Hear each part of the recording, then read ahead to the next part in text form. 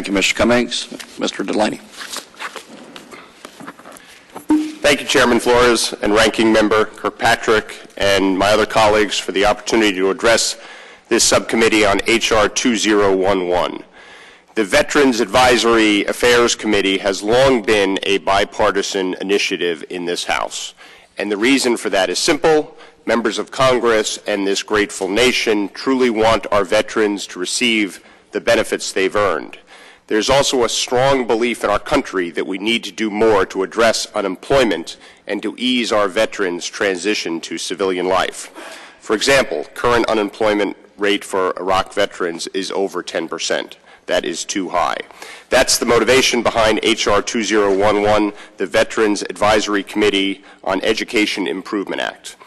Specifically, to ensure that current educational programs are working properly, our veterans need a voice in the VA. This bipartisan legislation does two very important things. First, it extends the Veteran Advisory Committee on Education through 2015. Absent congressional action, the Veterans Advisory Committee on Education will sunset at the end of this year, which would be unfortunate. This committee, which is currently comprised of veterans, policy experts, and advocates, advises the VA on how to improve educational and job training programs. Second, and importantly, this legislation expands the committee to include post-9/11 veterans. The reasons for this are obvious. We need to make sure their voice is heard at the VA. This is a committee that works. Since 2003, the VA has implemented 57 recommendations from the committee on how to improve job training and educational programs. These recommendations include improvements to the post-9/11 GI Bill, which provided educational benefits to over 600,000 veterans in 2012 alone. The committee has also updated the VA's Principles of Excellence program, which requires that educational institutions end fraudulent and aggressive recruiting programs and provide veterans with a timeline for graduation.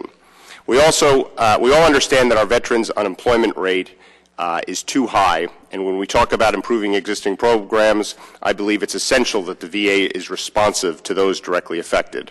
I know that every member of the Veterans Affairs Committee takes their responsibilities to our veterans very seriously. All of us in the House do as well.